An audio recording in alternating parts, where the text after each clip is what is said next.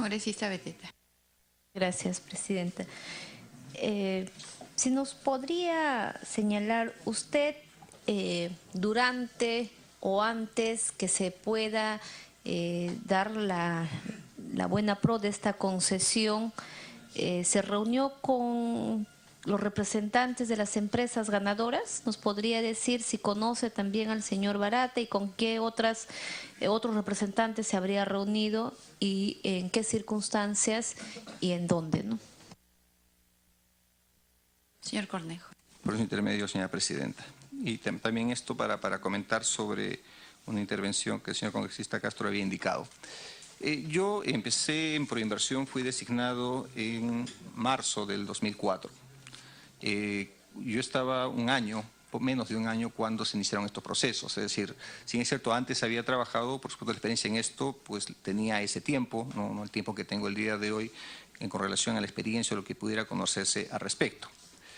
Lo traigo a colación porque efectivamente cuando fui designado en marzo del 2004, pues recibí a muchas personas y allí conocí al señor Barata, que visitó. Siempre tenía por costumbre recibir a todas las personas de fuera con otras personas. Eran visitas protocolares en las que se presentaban, hablaban de su interés y no hubo más. Es el momento en que también yo informaba a los quienes visitaban sobre la función de dirección ejecutiva y que la disposición de dirección ejecutiva es los temas relacionados con régimen de estabilidad, régimen de IGB, etcétera, pues eran temas que se trataban en la línea y les indicaba cuáles eran los procedimientos como parte de la resolución protocolar que se hacía con todos. Y en cuanto a lo que son procesos, tanto de APP como de privatización, el canal eran los comités especiales. No he vuelto a reunirme con el señor Barata, no he tenido ninguna relación con él, así que no podría referirle ningún otro contacto con el señor, salvo, por ejemplo, en el evento evidentemente de firma, seguramente me habré cruzado con él, puedo haberlo saludado, pero más allá de lo protocolar y de lo visto, que yo me haya reunido con él, no. He estado en reuniones en las cuales ha estado presente este señor, pues sí. ¿Con qué otros representantes de las empresas, por ejemplo, la de Graña y Montero, la que habían también sido beneficiadas en esta concesión? Usted dijo inicialmente que era una reunión protocolar. Cuando entendemos una reunión protocolar solamente es un mero saludo, ¿no?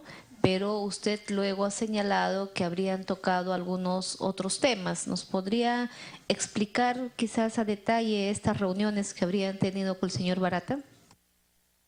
Sí, eran reuniones muy cortas, simplemente como digo era para indicar esto, que la institución pues tenía partes que se veían tras dirección ejecutiva y otras partes que eran los comités, una cosa que no iba más allá de eso y del saludo. Sí recuerdo que me reuní con la empresa Graña y esto fue una solicitud, allí sí se trató un tema pero que no tenía nada que ver y fue muy al inicio, no tenía nada que ver con las interoceánicas, tenía que ver con un contrato que tenía Graña, que era con la red vial número 5, que ya han firmado antes y donde había algunas dificultades en el avance, estaban atrasados en las obras. Y en ese caso ellos pidieron la reunión para informarme los problemas que tenían con el contrato. Nuevamente aproveché para indicarles que no es un tema que tenía que ver conmigo, era un tema que tenía que ver con el regulador, pero simplemente pues los recibí, habían hecho la solicitud. Al inicio, cuando uno toma estos cargos, pues va viendo que efectivamente qué es lo que es la función, qué es lo que tiene que priorizar. Yo en el tiempo dejé de recibir a las empresas porque en verdad el interés de las empresas era fundamentalmente los procesos y en verdad no era un tema en el cual yo tuviera que intervenir, así que simplemente les hacía informar de cuál es la función que tenía en la dirección ejecutiva, y que si sus intereses eran de los contratos, pues fueran a ver con las instancias correspondientes, que eran básicamente el comité especial. Continúe, señora congresista Beteta. ¿Nos podría decir, usted ya como director de Proinversión ha viajado al Brasil en varias oportunidades durante estos procesos? Viajó en junio, luego viajó en septiembre y en noviembre del mismo año. ¿Nos podría señalar ¿A qué se deben sus viajes particulares, sus viajes en representación del Estado para reunirse con algún funcionario del gobierno brasilero, con empresarios? ¿Nos puede resumir a qué se debió estos viajes que hizo en 3 oportunidades en un mismo año? Por su intermedio, Perdón, señor. si me permite, para que nos pueda decir por quién fue invitado y de la misma manera quiénes cubrieron estos gastos. Señor René Cornejo, puede responder. Señor presidente, por su intermedio. Efectivamente, tuve 3 viajes en el 2004. El primero fue una invitación de las Naciones Unidas, la UNCTAD, que es digamos, el brazo especializado de las Naciones Unidas en lo que es promoción de inversiones. Desarrollaron una conferencia sobre comercio y desarrollo. Fui invitado como asistente. Y esto, por supuesto, fue aprobado, autorizado mediante una resolución suprema. No fui la única persona, invitaron a varios funcionarios de distintas entidades y fui a un evento, como digo, de la UNCTAD. Ahí no se trató absolutamente nada sobre los temas de procesos. Luego formé parte de 2 delegaciones donde fue una gran cantidad de funcionarios. Uno sí relacionado sobre IRSASUR, que era un encuentro entre presidentes, donde se iba a hacer una declaración y llevaron a una comitiva. No hubo una intervención en particular.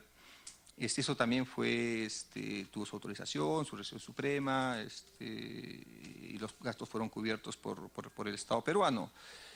Y la última, me parece, y esto voy a precisarlo, es que parte de estos acuerdos del irse de los presidentes era el de poner a disposición de los países unas facilidades financieras que tenía el BNDES, que es la entidad del Banco de Apoyo al Desarrollo que tiene Brasil, y que era una línea de crédito con condiciones muy favorables, pero que sin embargo tenía exigencias técnicas que, a juicio de los técnicos del Ministerio de Economía y Finanzas y los técnicos de Proinversión, no eran convenientes para el país. Es así que finalmente no se tomó ninguna línea del BNDES. Y aquí hubo reuniones, nuevamente, en todos los casos han sido delegaciones, todos autorizados mediante resolución suprema, todos relacionados con temas de este tipo, que tenían que ver con la función que se empeñaba en Proinversión, temas generales. No hay que olvidar que los recursos de BNDES, por ejemplo, también sirven a empresas que vienen a invertir independientemente de que haya proyectos o no. Es una línea para apoyar a sus empresas para inversiones en el exterior, estén relacionadas con APPs, concesiones o privatizaciones o no. Hay empresas que han usado esas líneas sin tener negocios completamente privados. Y en ese sentido, me imagino que se consideró importante que conociera esas líneas, pero no es que yo haya pedido que vayan a por el estilo, era designado y como funcionario público pues asistía a este tipo de eventos. Sí, si nos... Adelante, señora. Gracias, presidente, por su intermedio. Si nos podría decir el señor René Cornejo, si en esta visita que hicieron los mandatarios en esa reunión, luego de tener la reunión oficial, ustedes posiblemente habrían ido a alguna reunión con a los representantes de las empresas brasileñas de Odebrecht. El señor Barata no estuvo en esa reunión. ¿Nos podría señalar algo, qué es lo que consistió en esta reunión donde participó el presidente, el exmandatario Alejandro Toledo, usted y seguramente otros funcionarios, si luego de las reuniones oficiales habrían tenido algunas reuniones quizás con empresarios para tocar algunos temas de interés que podrían tener ellos en el Estado peruano?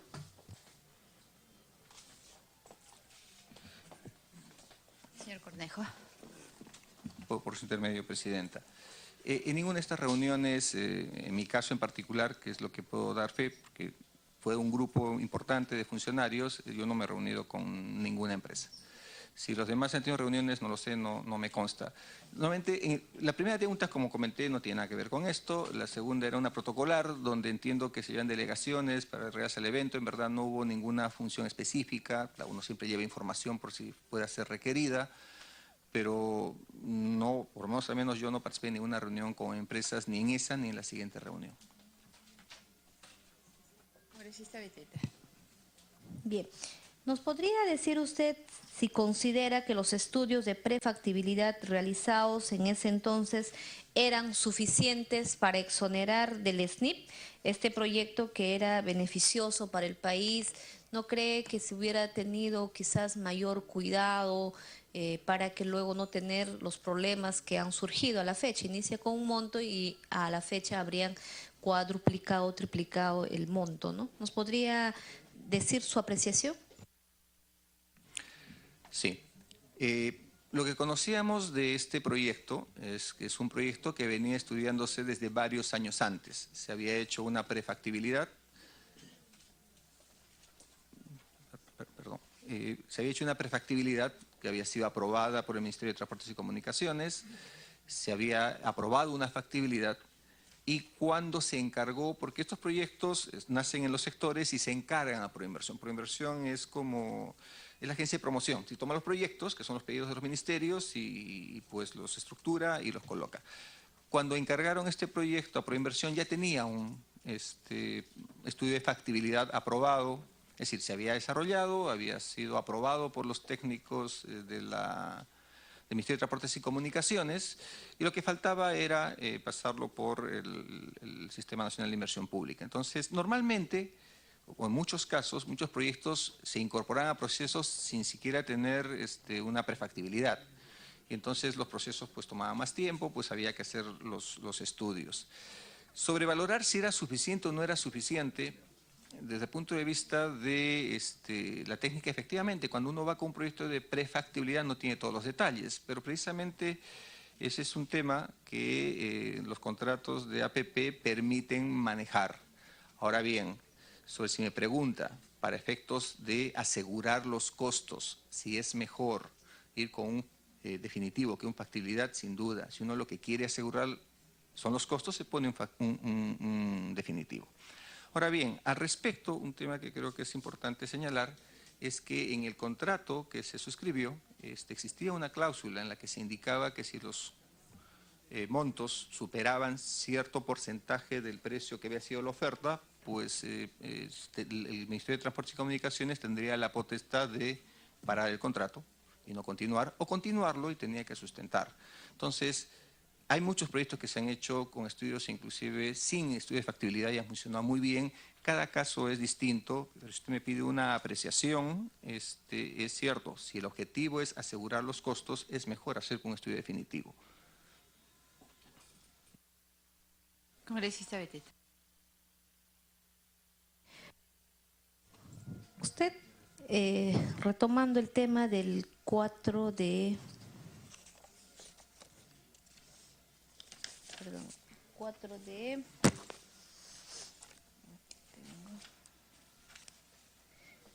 El 4 de agosto del 2005. ¿Usted tuvo acceso... Termino la pregunta, le concedo la interrupción, colega Gina. ¿Usted tuvo acceso al informe del doctor Monroy Gálvez? ¿Usted le entregaron oficialmente ese informe o simplemente llegó vía fax?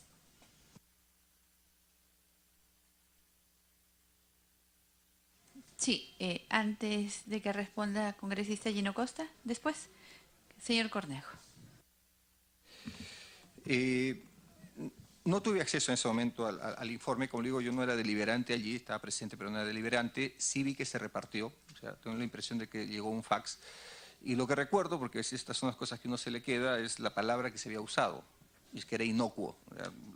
A mí, la palabra inocuo no se asocia con temas legales, si me permiten, pero recuerdo eso y que lo comentaron y discutieron. Sí debo decir que sí era consciente que era una situación muy delicada. La verdad que yo me da cuenta que era una situación pues, complicada, ¿no es cierto? Yo llevaba en ese momento un año en Proinversión, estando expuesto a estas cosas, y sí, ciertamente tiene una preocupación. Pero respondiendo más directamente a su pregunta, no tuve el documento en mis manos, sí vi que se repartió, sí recuerdo esta alusión que se hizo a la palabra inocuo y bueno y el informe que brindó el presidente del comité con relación a los temas que se habían actuado a efectos de hacer una recomendación al Consejo Directivo.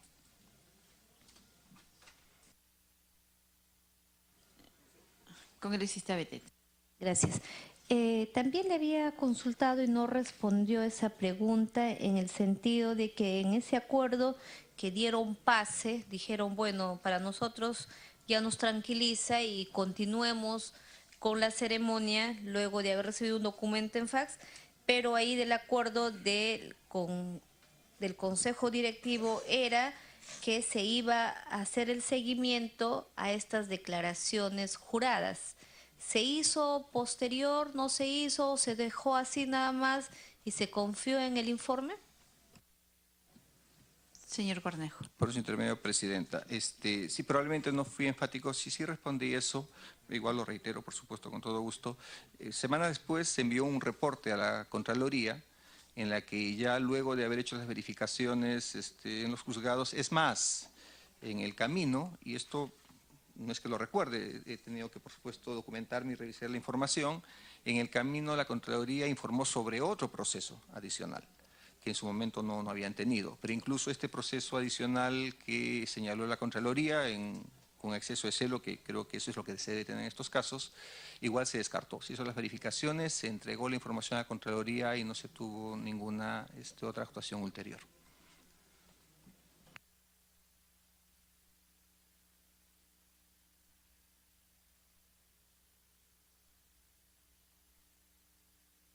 Gracias, Presidenta. ¿Nos podría quizás manifestar el señor René Cornejo, habiendo esta gran preocupación y para que se pueda haber saltado algunas observancias que se tenía en el mismo proceso, en el concurso, se emitieron directivas, leyes para que puedan facilitar el camino y de alguna manera verse beneficiado la empresa Odebrecht y también con las consorciadas Graña y Montero. Ahora, a la luz de lo que ya se ha podido evidenciar, quizás en ese momento actuaban de buena fe, pensando que todo era por amor a la necesidad del país. Pero ahora con las declaraciones del señor Barata, donde manifiesta haber pagado más de 29 millones a Alejandro Toledo para ser beneficiado de esta concesión, ¿qué nos puede decir al respecto? Señor Cornejo. Por su intermedio, señora Presidenta, creo que hay que saludar al congresista. Damos la bienvenida al congresista Víctor Andrés García Belaúnde.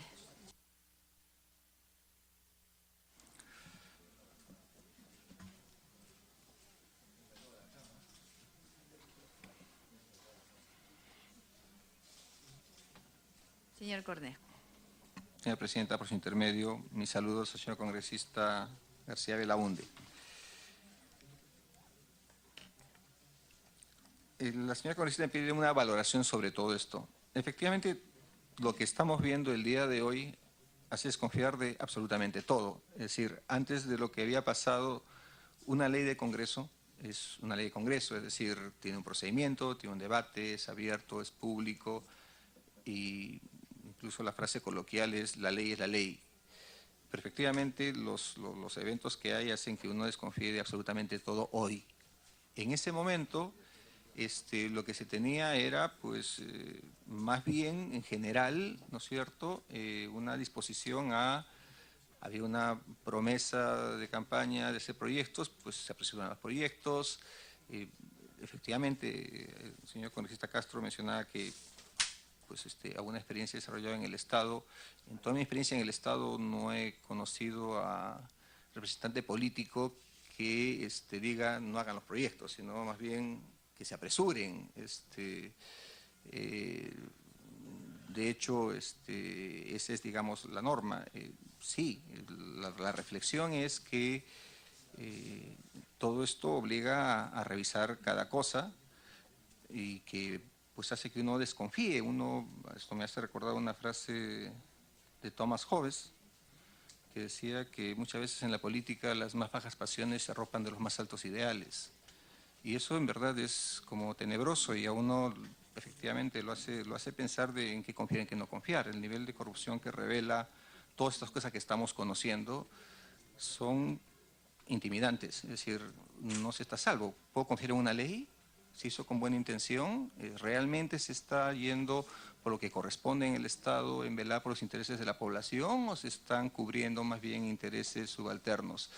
Sí, es una reflexión muy compleja, pero sí debo decir que en su momento eso no se conocía. Debo compartir con ustedes estos temas que estamos comentando han sido investigados sucesivamente por comisiones durante el gobierno del señor Toledo, durante el gobierno del doctor García, por Contraloría, y ninguna de estas cosas salió. Hoy salen y de pronto, claro, es una cosa que es abominable y que pues llama a reflexión. En verdad, más allá de eso, y de compartir el celo, y de, por supuesto, como estoy haciendo en este momento, colaborar con todo lo que corresponda, pues es el único llamado y la única acción a la que puedo acometer. Congresista Beteta, si me permite, antes de IRSA estaba vigente la ley 28059. Se la debe recordar, es del 18 de julio del 2003, que decía esta ley exigía enfáticamente estudios definitivos y que las iniciativas privadas sean efectivamente de inversión privada. IRSA fue el proyecto emblemático porque le abrió camino a todo lo que ha venido después en términos de vulneración de nuestro modelo constitucional de economía social de mercado.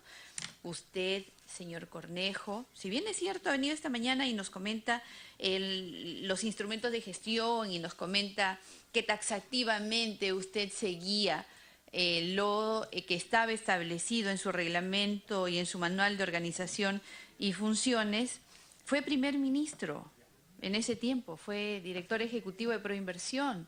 Entonces, usted estuvo presente en todos los momentos que se dieron estos cambios que finalmente tienen las consecuencias 15 años después y que han sido continuidad una después de otro. Yo le rogaría que también, en ánimo de colaborar con nosotros, se ponga en ese contexto. No es solamente el hecho de que nosotros filosofemos con respecto a lo que se ha dicho con respecto a las intenciones y los ideales. Necesitamos que para que el país pueda conocer la verdad en ese contexto e incluso con los métodos que se tenía en ese contexto en el cual se confiaba mucho en las iniciativas y en la limpieza que podían tener las iniciativas que se presentaran, usted nos ayude a develar en todo caso, si no fue usted quienes fueron los responsables, porque conocemos ya ahora que hubieron actos de corrupción que se cometieron en el marco de este proyecto. Esto como comentario también a lo que usted acaba de reflexionar. Congresista Karina Beteta. Sí. Si nos puede señalar qué rol cumplía la señora Cecilia Blume en estas reuniones. ¿Ella también formaba parte del consejo directivo o en representación de quién participaba? A las sesiones señora presidenta, a las sesiones de proinversión, que también creo que es importante comentar, los ministros se reunían y hasta el día de hoy entiendo que siguen haciéndolo con una periodicidad por lo menos quincenal. De hecho, hay momentos en que se reúnen semanalmente y es algo que, a pesar que son ministros y tienen toda una carga, se reúnen regularmente. Usualmente los señores ministros son acompañados por personal de su ministerio.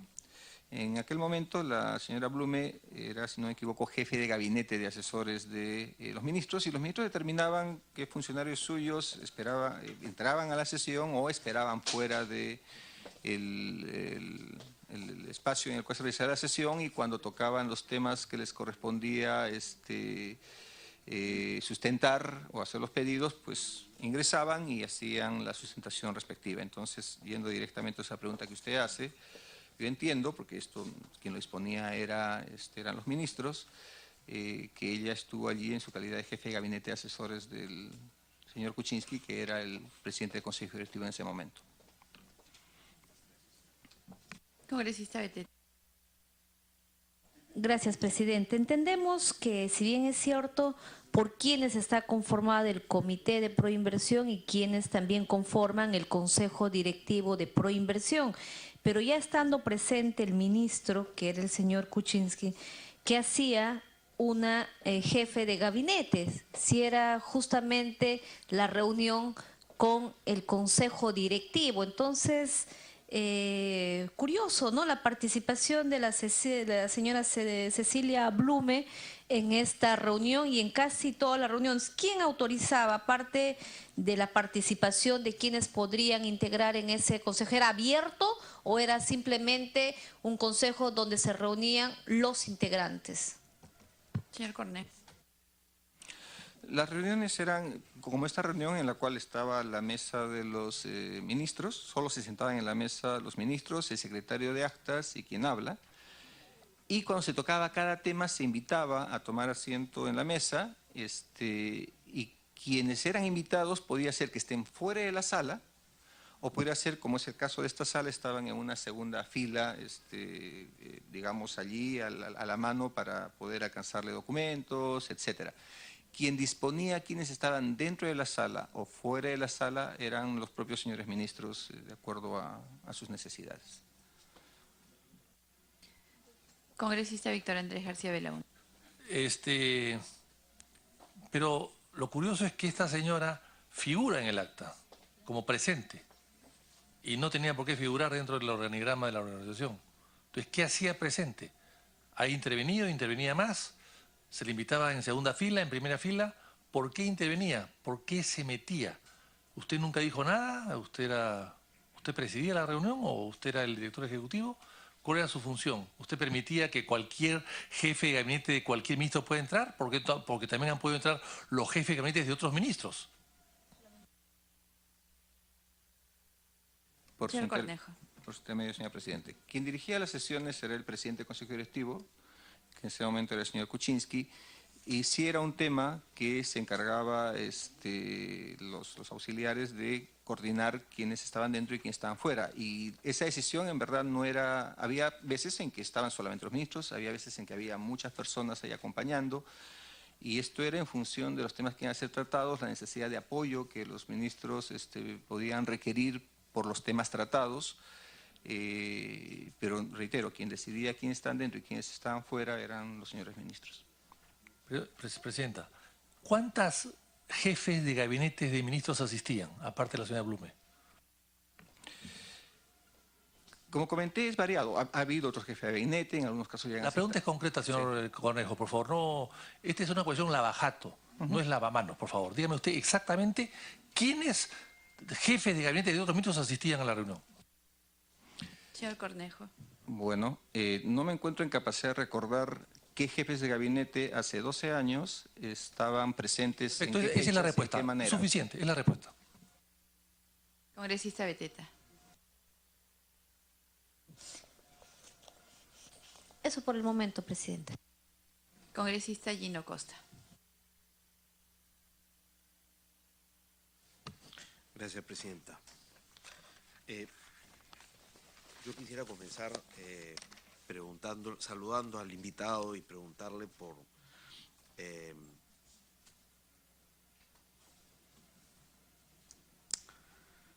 digamos, una rápida revisión a cosas que ya hemos visto acá, pero para estar seguro que contamos con la misma información. El rol del Consejo Directivo, el rol del Comité y el rol de la Dirección Ejecutiva. Se ha señalado que la Dirección Ejecutiva tenía como responsabilidad asegurarse que los comités funcionaran con toda la logística necesaria, tuvieran los recursos y pudieran hacer bien su trabajo. Pero que las decisiones en relación con la adjudicación de los proyectos recaía en cada uno de los comités. Y que el Consejo Directivo era el ente encargado de supervisar la labor de estos comités directivos. ¿Eso es exacto? ¿Tiene que agregar algo más a eso? Señor Cornejo. Señora presidenta, por ese intermedio. Efectivamente es así. Tendría que agregar que en lo que hace a las decisiones del comité especial, había decisiones que tenían que ser validadas, ratificadas o modificadas, era su potestad por el Consejo Directivo. Por ejemplo, aprobación de bases era solamente podía ser el Consejo Directivo y delegaba, de hecho hay un acuerdo que entiendo se sigue usando, se delegaba al comité a que lo que fueran cambios menores, las frases no sustanciales, podrían decidirlo los comités especiales por un tema de dinámica de concurso y comunicar.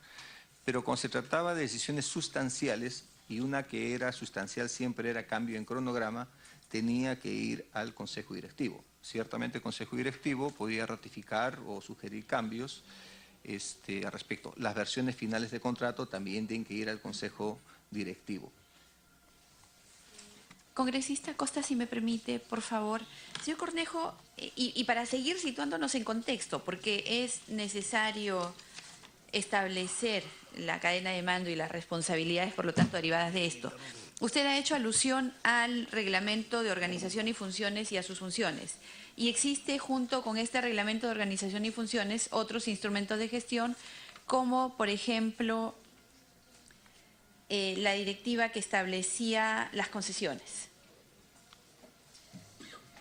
En el reglamento de organización y funciones, en su artículo 9, inciso D, dice, en su reglamento en el que usted ha hecho alusión, coordinar con los comités especiales a fin de tomar conocimiento de los avances de los procesos a su cargo. ¿Está bien? Creo que ahí no tenemos ningún tipo de discrepancia. Y cuando hablamos de concesiones, en su artículo 7, dice, la dirección ejecutiva, usted era el director ejecutivo, es el órgano encargado de coordinar con los comités especiales y coadyuva la implementación de los acuerdos de PROMCEPRI y describe todas las funciones. Es importante también destacar que también estaba taxativamente señaladas estas funciones. Congresista Gino Costa. Gracias, presidente. Entonces, no sé si para cerrar, digamos, esta primera parte que tiene que ver con la organización de Proinversión y las responsabilidades de cada uno de los entes de Proinversión, puede decirnos cuáles son esas decisiones de los comités que necesariamente tenían que ser corroboradas. Ha mencionado una que es cronograma, ha mencionado una segunda que es contrato, tercero bases. No sé si nos puede dar, digamos, eso está taxativamente señalado en la norma, no sé si nos refresca, por favor, lo que dice la norma.